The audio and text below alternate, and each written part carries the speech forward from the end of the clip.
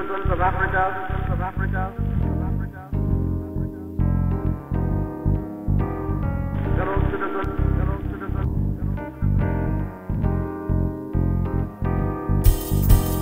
fellow citizens of Africa, citizens of Africa, fellow citizens, fellow citizens.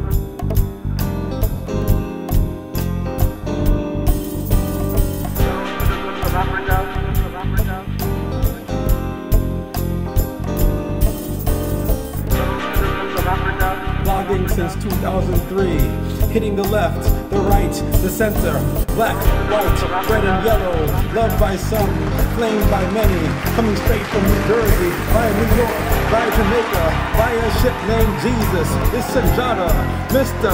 Ola Tunji!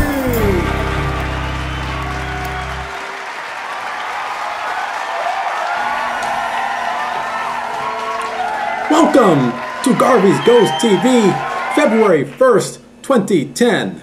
This is the speech edition.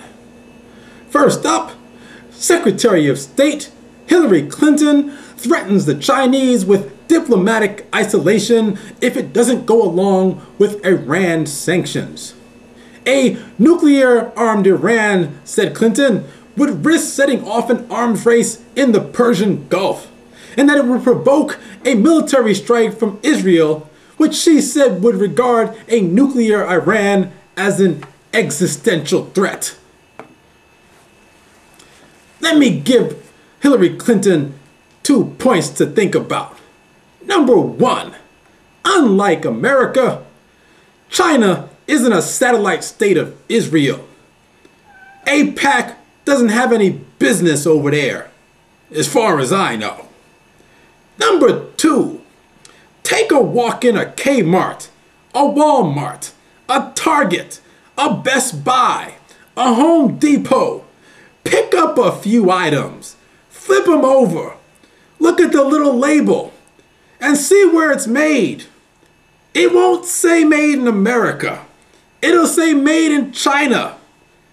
You can't threaten the Chinese.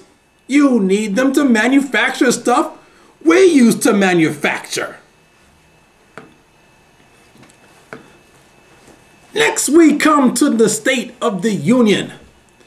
President Obama said, number one, if anyone from either party has a better approach that will bring down premiums, bring down the deficit, cover the uninsured, and strengthen Medicare for seniors, and stop insurance companies' abuses, let me know.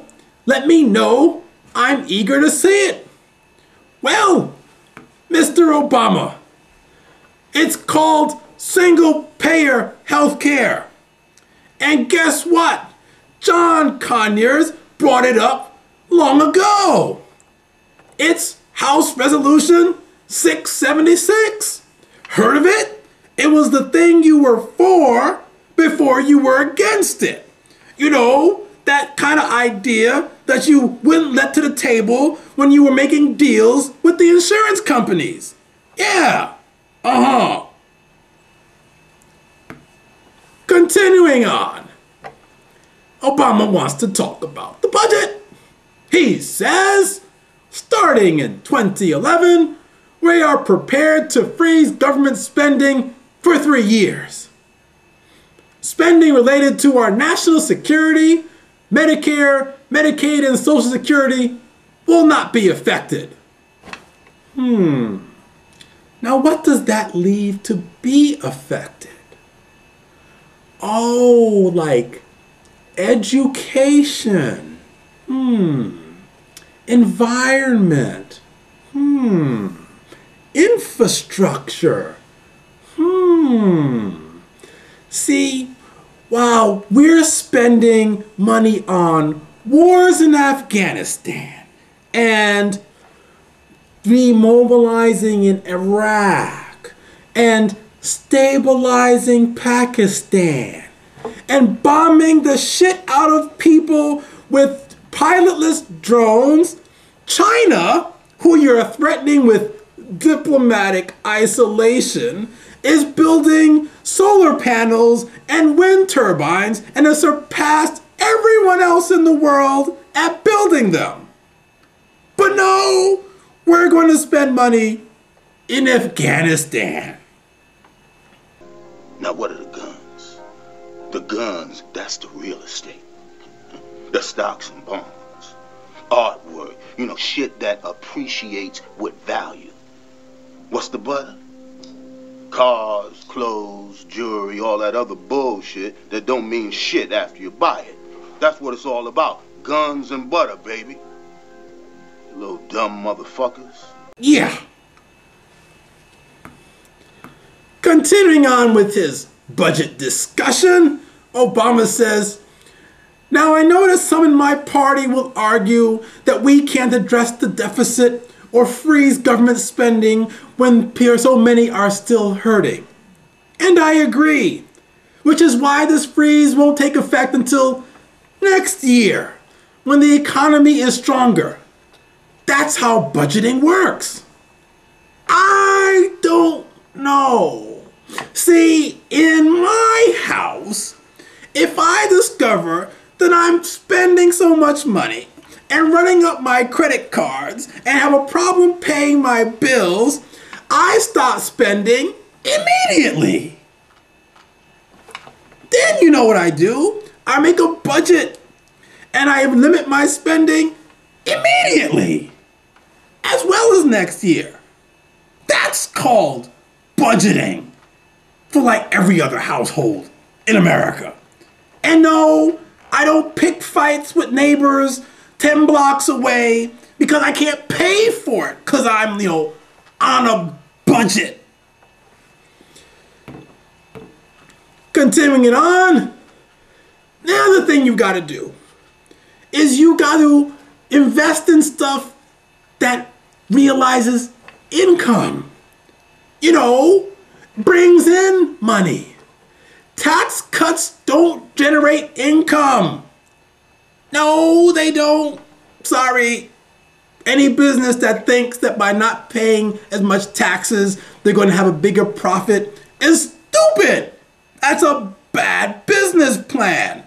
You make a profit by selling more goods or providing more services, not by trying to escape paying taxes. Let me give it to you like this. I'm going to break it down simple so you can understand it. Let me introduce you to Charlie Brown. How about practicing a few place kicks? I'll hold the ball and you come running and kick it. Oh, brother. I don't mind your dishonesty half as much as I mind your opinion of me. You must think I'm stupid. Oh, come on, Charlie Brown. No. I'll hold it steady. No. Please? You just want me to come running up to kick that ball so you can pull it away and see me land flat on my back and kill myself. This time you can trust me. See? Here's a signed document testifying that I promise not to pull it away. It is signed. It's a signed document. I guess if you have a signed document in your possession, you can't go wrong. This year, I'm really going to kick that football. Ah! Peculiar thing about this document, it was never notarized. See, Charlie Brown represents the government. Notice, Charlie Brown. Oh. Now the ball represents this budget plan that's supposed to take effect next year for the next 3 years.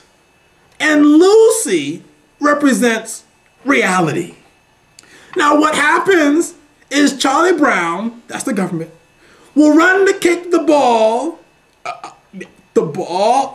and Lucy pulls it away because reality has this way of being different a year from now. Who says the economy will be stronger? Who says the economy will be stronger for anyone other than people on Wall Street?